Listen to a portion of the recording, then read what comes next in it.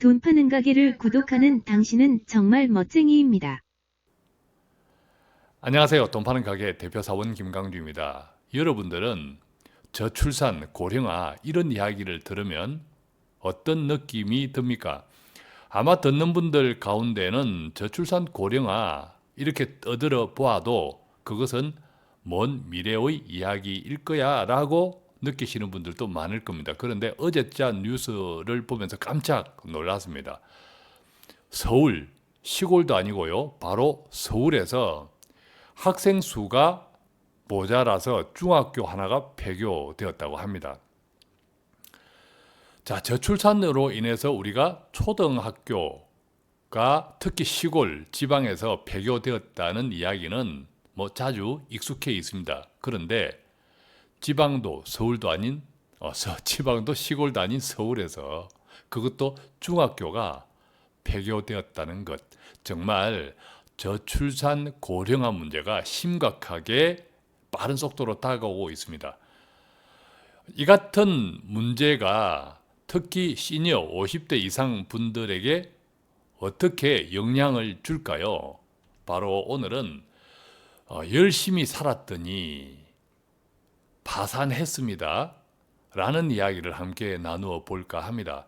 열심히 살았더니 주로 지금 50대, 60대 이상의 시니어 분들에게 해당되는 단어죠. 그런데 열심히 살았더니 파산했습니다. 바로 노후 파산 이야기를 오늘 함께 본격적으로 나누고자 합니다. 이 노후 파산은 일본 그리고 미국에도 이미 익숙해지고 있습니다. 자, 그렇다면 한국도 익숙해지는 과정을 향해서 나아가고 있다. 이렇게 이해할 수 있겠죠. 그러면 지금 노후를 향해서 은퇴 이후 치닫고 있는 40대, 50대 분들도 어떻게 준비해야 할까요? 막연히 생각만 하고 먼 미래의 일이겠거니 하다가는 어느덧 노후 파산, 그 당사자가 될 수도 있습니다. 자, 열심히 살았더니 파산했습니다. 노후 파산. 지금부터 함께 시작합니다.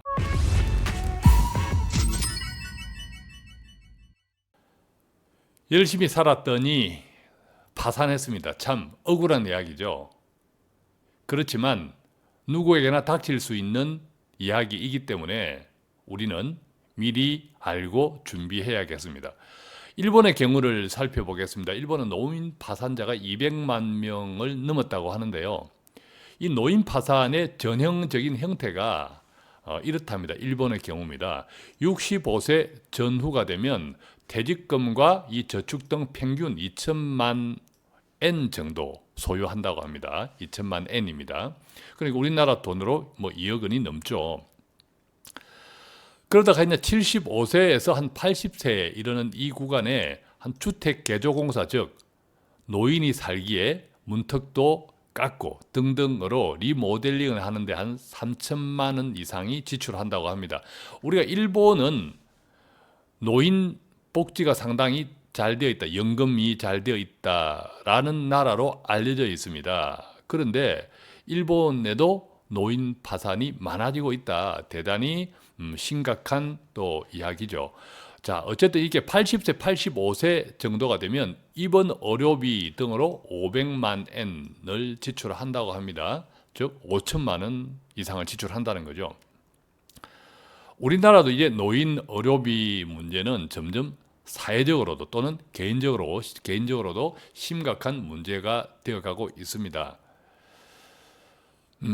보통 이제 치매보험 저희 방송에서도 한번 이야기 들었지만 치매보험에 대한 수요는 많지만 치매보험 들어도 치매보험금을 받는 조건이 너무 까다롭기 때문에 냉정하게 이야기하면 치매보험에 가입하기보다는 저축으로 준비하는 것이 더 좋다라고 말씀드릴 정도로 어쨌든 노인이 된다는 것은 병원비가 많아지는 거다. 그것을 보험이든 또 보험이 쓸데없으면 저축으로라도 준비해야겠다라는 것, 바로 일본의 현상에서 80세, 85세 입원 의료비 등으로 5천만 원 이상을 지출하더라. 90세가 되면 드디어 그때까지 모아두었던 저축이 없어진다고 합니다. 그 이유는 어떻게 되겠습니까? 계속 뭐 적자겠죠. 우리가 지금 100세 시대입니다. 주변에 90세 노인들 많습니다. 그죠? 이렇게 평균 수명이 계속 늘어나면 90세, 100세 사는 분들도 점점 늘어나겠죠. 자, 이것이 일본의 경우만일까요? 미국도 마찬가지입니다. 미국은 65세, 74세 노후 파산을 하는 이 인구 비율이요. 지난 1991년도에는 인구 1000명당 1.2명 정도로 아주 미약했다고 하는데 2016년 기준으로 보면 이 1000명당 3.6명으로 무려 3배 이상 급증을 했다고 합니다.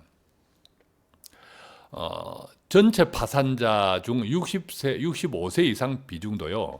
1991년에는 2.1%를 차지했는데 2016년에는 무려 두 자리 숫자 12.2%로 이것은 뭐 전체 인구 비율에서는 6배 이상 노인 파산자가 급증했다고 합니다.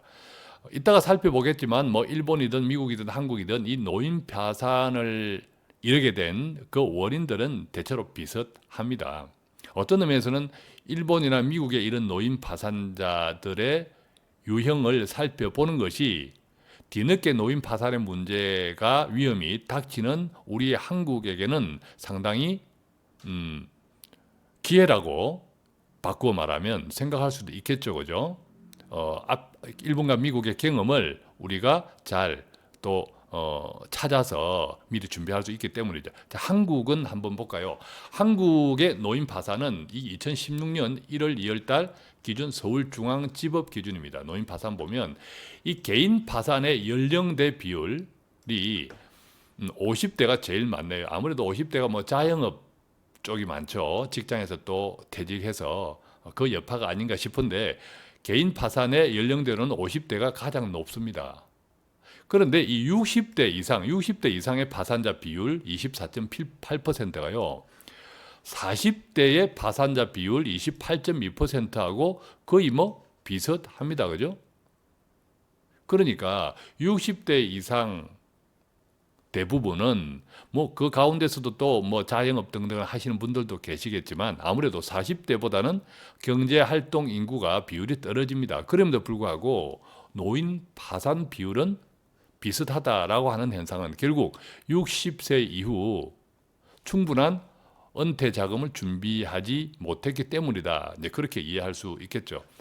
30대는 뭐 8.9%, 20대 이하는 파산한 일이 사실은 별로 없죠. 아주 미미합니다. 여기서 우리가 한국의 노인 파산 비율이 무려 24.8이다. 그러니까 이 50대와 60대 파산자들 합치면 전체의 30, 50, 61%, 62% 합치면 50대와 60대를 합치면 62%의 파산자 비율. 자, 이 비율이 계속 이제 평균 수명이 늘어나면서 연령이 많은 쪽으로 높아지고 있다. 그 당사자가 바로 나일 수 있다라는 거죠. 자, 그러면 노인 파산의 근본 배경을 보겠습니다. 우리나라의 경우입니다. 저출산, 우리나라는 지금 합계 출산율이 0.98이니까 한 명도 안 낳는 거죠. 본전치기도 못하는 겁니다. 부부 기준으로 보면 부부가 2명이면 2명을 낳아야 본전인데 본전의 절반도 반토막도 못하고 있다는 현실. 당연히 우리나라가 거의 세계 1위입니다. 거의 세계 1위라고 하는 것은 뭐 한두 나라 있긴 있지만 의미가 없고 실질적인 세계 1위다. 여러 가지 어떤 국력 측면에서 볼 때는 65세 이상 인구 비율은요, 우리나라 지금 현재 15%입니다. 급속하게 65세 이상 비율이 많아지고 있는데 이 65세 이상 비율 지금 15%조차도 세계 평균과 비교하면 9%, 세계 평균과 비교하면 상당히 높죠. 그죠? 예, 상당히 높은 수치입니다. 자, 경제 활동 인구 1인당 부양 비율 보겠습니다. 경제 활동 인구 1인당 부양은 보통 이제 경제 활동 인구들이 유소년 또 노인들을 부양하죠. 2065년이 되면 이 경제 활동 인구 부양 비율이 2065년도 되면 OECD 1등입니다. 즉 2065년도에는 경제활동 인구 1인당 부양을 1.2명을 해야 합니다. 즉 한 사람의 경제활동 인구가 자기보다 숫자가 더 많은 1.2명의 부양을 해야 된다는 거죠. 어떻게 생각되십니까? 세금 엄청 오를 수밖에 없겠죠.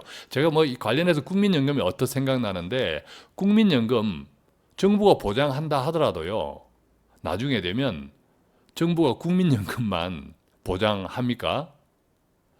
보장해야 될 게 너무 많습니다. 당장에 지금 이거 보는 것처럼 2065년 되면 경제활동인구 1인당 부양해야 되는 비율이 1.2명 초과합니다. OECD 1등입니다.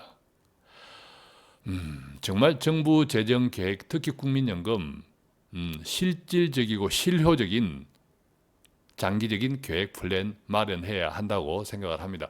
상대적 빈곤율 볼게요. 이게 이제 뭐 65세 인구에서 아주 뭐 결정적인 이런 비율들이죠.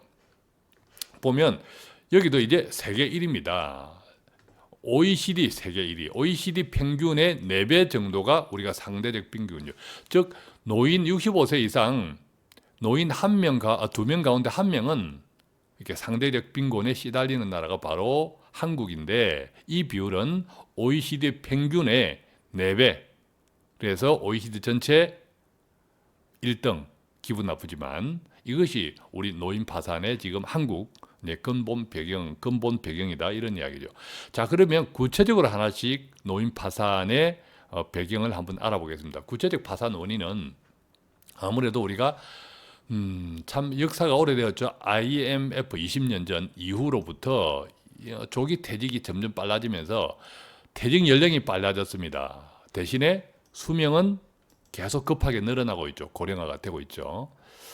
구체적으로 보면 이렇습니다. 우리가 평균 정년은 대체로 한 60.3세 정도로 정해져는 있습니다. 정해져 있다는 거죠. 근데 실제 퇴직하는 평균 연령은 49.1세, 50세가 안 된다는 거죠. 실제 퇴직 연령은.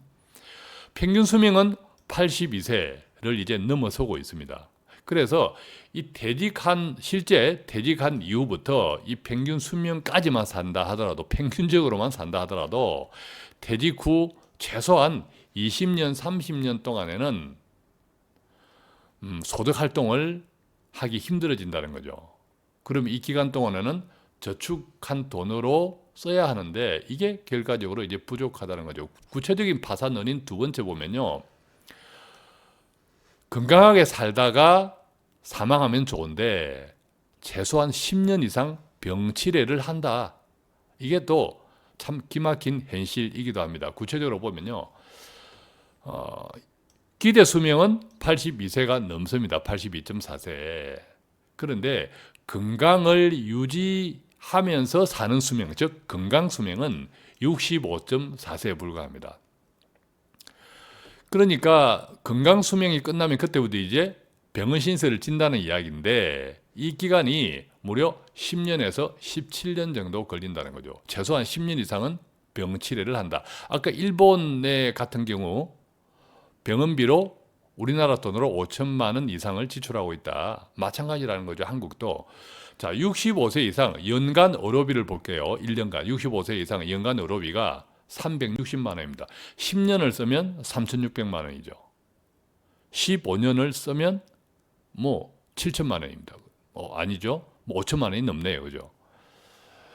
자, 이게 채빈 사망 연령이라고 하는 것은 가장 빈번하게 사망하는 나이가 82세 정도라고 합니다. 거의 뭐 이게 이제 평균 수명이라는 거죠. 평균 수명에 이제 근접해 있는 거죠. 그러니까 이제 구체적 파산 원인 두 번째는 뭐죠?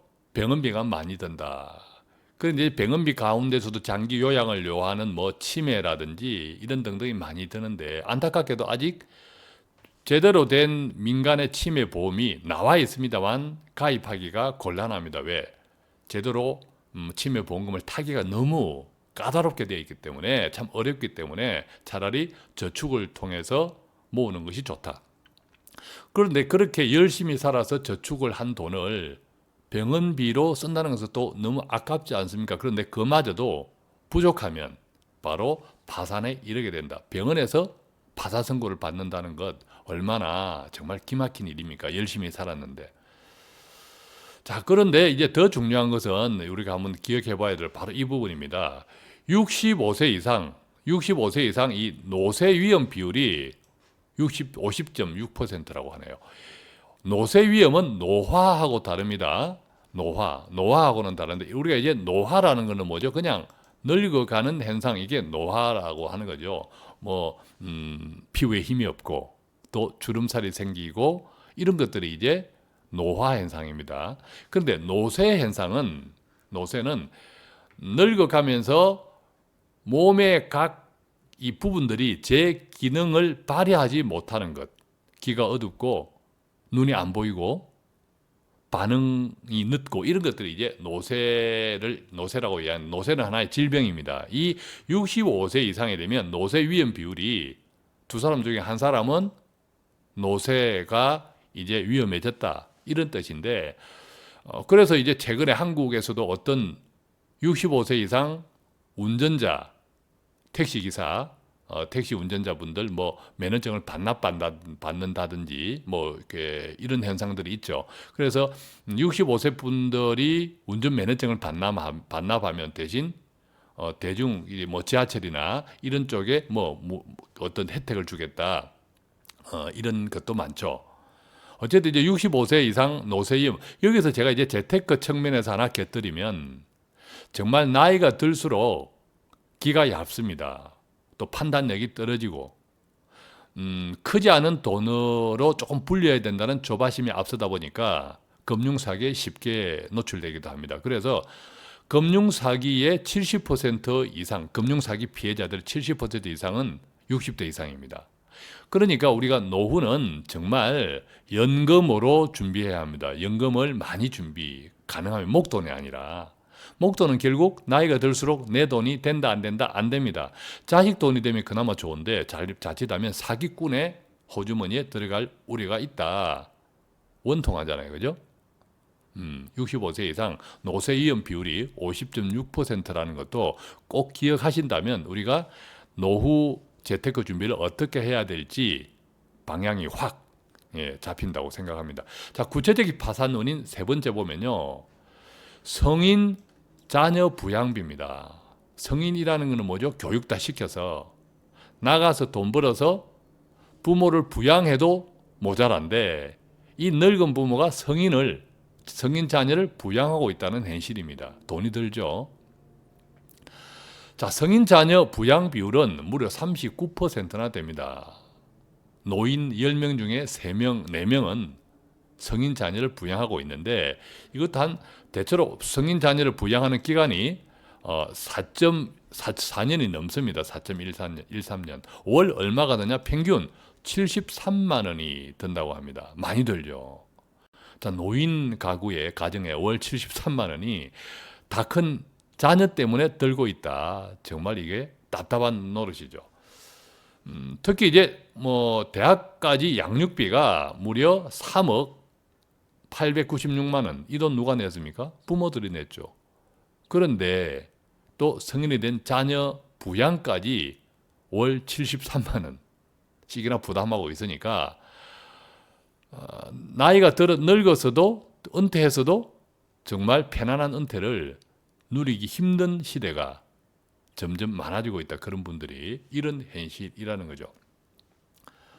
자, 구체적인 파산 원인 이 1, 2, 3 이제 세 가지를 봤는데, 자, 이런 현상들이 계속 서로 얽히고 설키면서 시너지를 내다 보니까 중산층 절반이 이대로 가면 우리나라 중산층 절반이 은퇴 이후에 빈곤층이 될 수 있다. 이런 이야기가, 이런 걱정들이 현실화되고 있습니다. 상당히 우리가 준비를 잘 해야겠죠. 보면요, 60대 평균 자산이 지금 3억 6천만 원입니다.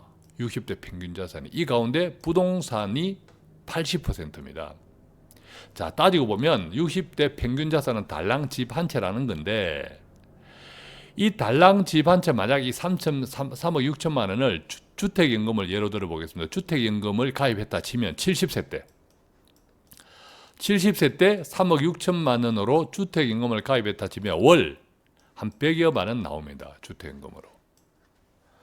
그러니까 우리가 이게 연금으로 환산하면 60대 평균 자산으로는 연금 100만 원짜리다. 그 정도밖에 지금 안 되는 현실이라는 거죠. 평균이니까 물론 이보다 훨씬 돈을 많이 가진 60대도 있겠고 또 반대로 이것조차도 훨씬 적은 자산을 가진 분들도 있겠는데 부동산의 80%, 이 부동산의 80%라는 것은 어떤 뜻이죠? 그나마 주택연금으로 현금화할 수 있는, 뭐 팔 수도 있겠지만 그 자산이라는 거죠.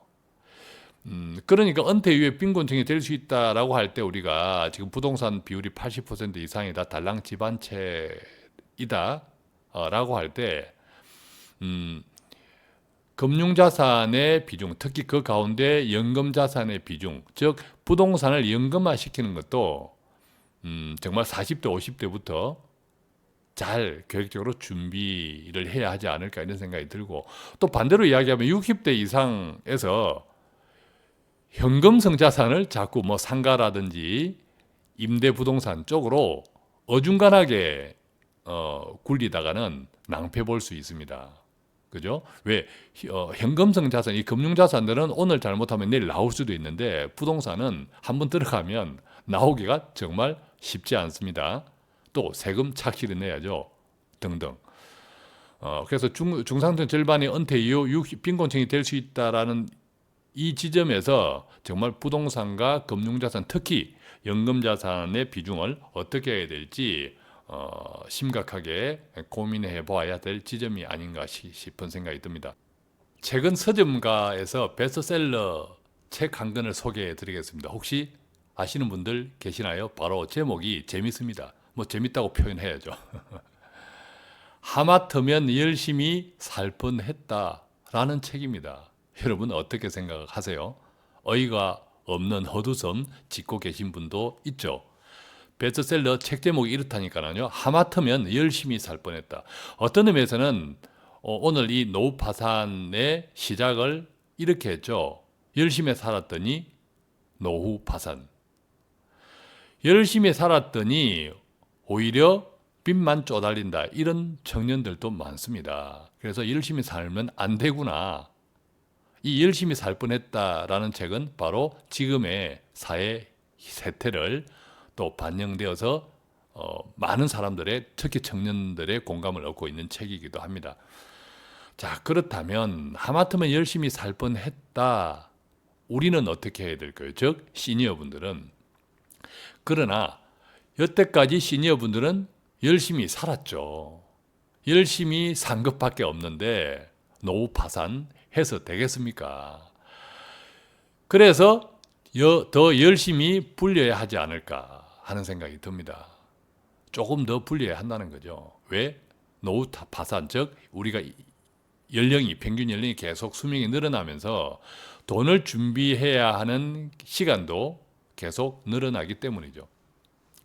열심히 불리는 방법, 큰 틀에서 한 5가지 소개하고 마치겠습니다. 첫 번째, 계획을 세우시기 바랍니다. 시대가 자꾸 달라집니다. 그죠? 그래서 내가 지금 가진 재정이 어떻죠? 뭐 평균 의료비, 또 평균 수명, 생활비 등등을 감안할 때 어느 정도 또 생활할 수 있을지, 병원비는 어떻게 준비되어 있는지, 이런 자산들이 어떤 형태, 지금 예를 들면 연금이 중요하다고 말씀드렸는데 어떤 형태로 준비되어 있는지, 만약 지금 부동산이나 목돈이 많다면 이것을 어떻게 연금화 시키면 좋을지, 이런 것들을 구체적으로 계획을 세우시고, 저희 돈 파는 가격 홈페이지에 재정기록지 다운받아서 구체적으로 좀 스스로 적어보시면 스스로 피드백이 됩니다. 그거 적어보고 아주 많이 바뀌었다, 변했다는 분들 많죠. 두 번째는 경제와 투자 공부를 계속 해야 합니다. 그죠? 특히 투자 공부를 해야 합니다.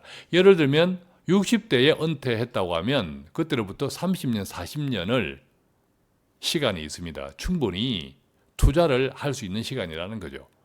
비록 은퇴를 해서 소득 활동은 하지 않더라도 그때 있는 목돈을 길게 뿌린다. 이 말은 길게 투자한다. 장기 투자 10년 이상 할 수 있습니다. 목돈이 있다면. 지금 쓰는 앞으로 한 10년 동안 생활비는 계속 쓰면서 그런 목돈이 있다면. 그러니까 돈을 가능하면 멀리 던져 놓는다. 그러면 투자가 되고 또 복리가 되고. 뭐 그렇게 해서 조금 더 돈을 불려 나가야 된다. 그러려면 경제와 투자를 공부해야 된다. 당연히 돈 파는 가게 동영상 매주마다 한 두세 개 올라가는데 꾸준히 들으십시오. 그냥 뭐 듣기만 하시면 되잖아요. 그죠? 반복해서 듣고 습관이 되다 보면 어려운 경제 용어 처음에는 익숙하지 낯설었는데 자꾸 익숙해집니다. 자, 세 번째는 자녀 부양비 결단하셔야 됩니다. 정말 자녀 부양비 이전에 지금 뭐 40대, 50대 분들 자녀 교육비 때문에 혹시 고생하고 있는 분들이 있으면 그것도 결단하셔야 합니다. 자녀를 위한 첫 번째는 부모의 경제적인 은퇴 후 경제적인 독립입니다. 부모가 경제적으로 안정적으로 은퇴 노후 준비가 되어져야 성인 자녀들이 혹시 잘못되면 또 케어를 이렇게 밥이나 먹여주고 잠을 재워주고 쉬게 해줄 수는 있잖아요. 재충전. 그래서 부모의 은퇴 준비가 자녀의 뭐 교육비나 부양비보다 훨씬 중요합니다. 특히 성인 자녀 부양비 결단하셔야 될 줄 생각이 들고요. 자, 네 번째는 아무래도 결국 병원비를 아끼려면 건강관리 꾸준히 하셔야겠죠. 뭐 지금도 뭐 노인분들 건강 열심히 운동하시고 또 40대 50대 분들도 열심히 운동하시지만 꾸준한 건강관리 꾸준함이 최고더라. 마지막 다섯 번째는요. 사회적 교제. 이 사회적 교제는 아무래도 이 세대 융합 가능하면 나보다 10살 최소 10살 아니면 할 수 있다면 20살 어린 적은 세대들하고 어울릴 수 있도록 많이 열린 마음으로 대화를 할 수 있고 해야 됩니다. 주로 이제 젊은 세대들이 어른 세대들하고 잘 대화를 하지 않으려는 이유 중에 하나가 말씀이 많다. 옛날의 경험으로 자꾸 가르치려 든다. 뭐 그런 이야기들이죠. 그럼 이제 반대로 해석하면 뭐죠? 이 젊은 친구들하고 좀 어울리려면 젊은 친구들의 이 생각을 어른들이 잘 이해해야 뭐 창업을 해도 잘 할 수 있다는 거죠. 장사를 해도.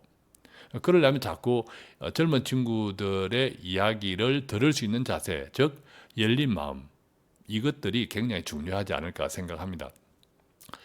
자, 정리합니다. 열심히 불리는 방법, 계획 세우고 경제와 투자 습관적으로 공부하고 계속 이제 투자를 해야 된다는 거죠. 끝난 것이 아니라 자녀 부양비, 교육비 특히 결단하고 꾸준하고 습관적으로 건강 관리하고 세대 융합, 나보다 젊은 분들하고 자꾸 어울리는 이런 시간, 기회들 많이 가지면 좋겠다 이런 생각이 듭니다. 자, 오늘 열심히 살았더니 노인 파산.